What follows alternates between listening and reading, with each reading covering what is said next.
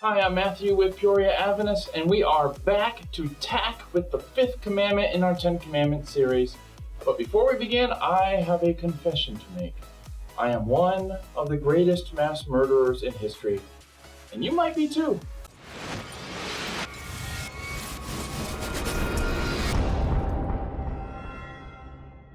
Now, as a millennial, I read some of the headlines that are written about my generation, and they are a joke. Headlines like, "Millennials are killing the golf industry," or "Millennials are killing the movie industry," or "Will the millennial generation kill Home Depot?" Or finally, "Millennials are killing McDonald's." I mean, the list goes on and on and on. Millennials have been blamed for killing fabric softener, gyms, mayonnaise, doorbells, napkins, the European Union, and cereal. The only conclusion I can reach from all this is that my generation are the greatest mass murderers in history, and yet no one thanks us for killing McDonald's. You're welcome, world. Now, the story behind these headlines is about how the younger generations, millennials, and let's just throw Gen Z in there as well, how these younger generations are continuing to overturn the social order, at least the part of the social order that pertains to consumerism. And this is part of the reason why the 5th commandment is so hard to apply today. Yes, you know the 5th commandment, the one that says, "Honor your father and mother that you may live a long time in the land the Lord your God is giving to you." Well, what does it mean to honor your parents anyway? I mean, obeying them is probably a good start, right? Listening to what they have to say, fine. In the Hebrew scriptures, we're told to honor God with our giving, with our sacrifice, by keeping the Sabbath holy, and by helping the poor. These are all ways in which we're told or shown what it means to honor. A rabbi once said that honoring one's parents means, and I quote, "keeping their dignity." And there's a weird story in the Bible in Genesis chapter 9 to illustrate this.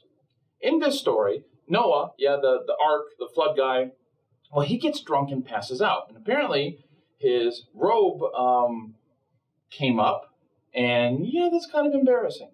Well, Noah's son Ham came in, saw his father naked, and then Ham went and told his brothers. The brothers then courteously walked into the room backwards so that they wouldn't have to see their father naked. And then they just covered him up. Ham was later cursed. I mean, why, though? Isn't it Noah's fault for getting drunk and not wearing any underwear? I mean, seriously, Dad? Yes, of course it is. But the expectation behind the text was that a good son in that situation should have covered his father's shame and not told anyone. I mean, telling your brothers is a way of spreading the knowledge of your father's shame, and that this was dishonoring.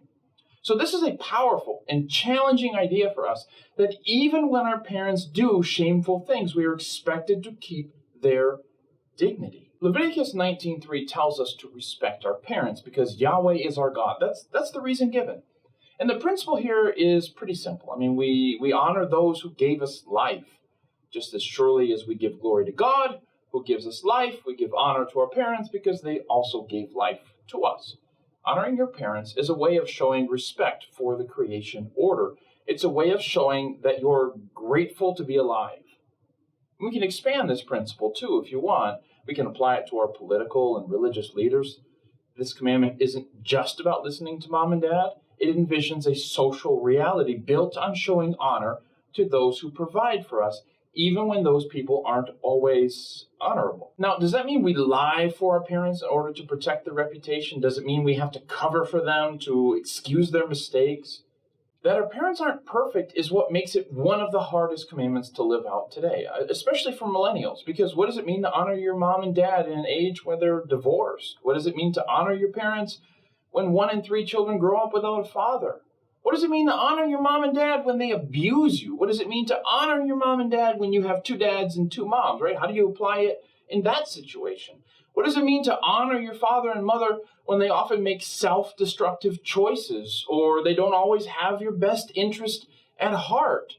How on earth do we honor imperfect parents? Now, there's a story in the Bible that I think illustrates this question perfectly. It's in 1 Samuel 24, in case you want to follow along later.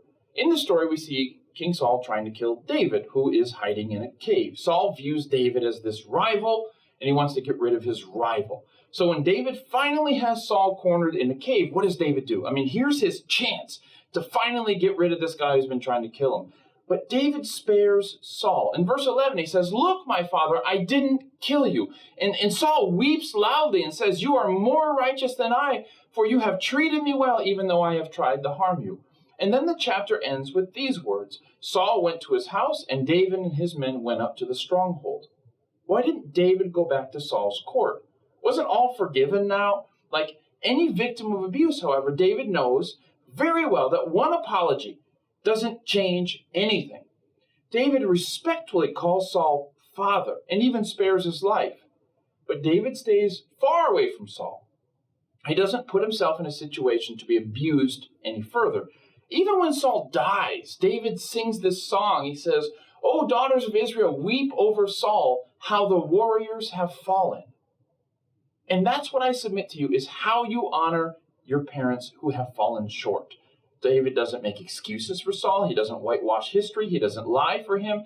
David protects himself, but he always gives honor. He always shows respect. Of all the commandments, this one requires us to go against culture the most. I mean, not murdering and stealing. I mean, they're still reinforced by our culture, for the most part. You can keep Sabbath in many countries just fine. We're even waking up to a greater appreciation for taking a Sabbath rest these days. But honoring your parents, this is one of the commandments where culture doesn't give you much help. We don't live in an honor and shame society anymore. In fact, we're perhaps more aware of our parents' faults than at any other time in human history. And it's never been easier to broadcast those faults. It's never been easier to dishonor them. Look, I hate to be that guy who complains about TV shows, but come on, parents have never gotten so little respect in pop culture. So I want to lean in closing on this quote from Peter J. Lightheart, who is fantastic. He wrote this: "To keep the fifth word," that's the fifth commandment, "we not only have to obey its literal force, we have to reconstruct the social situation it assumes. That is, two-parent families, the goodness of relations of authority, the limitations of choice and consent, the preservation of families throughout the whole lifetime of the father and the mother. This commandment is foundational to forming a Christian counterculture in our churches. The commandment is a challenge to the church to construct a reality in our churches where we value proper authority, where we foster healthy relationships, where the local church is more involved in creating a healthier social reality for its members, for the community around it. We're going to have to paddle upstream on this one, though. Why? Because it's impossible to dishonor your parents while honoring your God. In fact, to put it the other way, honoring your parents is a way of honoring God. At the heart of the fifth commandment is a call toward a social revolution. So may the church be a place where we are building the culture of the world to come, because the best is yet to come. Hey guys, thanks for watching this video. Please, please, please consider hitting this button up here to subscribe or watching another video right here. We have got some awesome content coming for you in the weeks ahead, and we hope you stay tuned. We'll see you next time.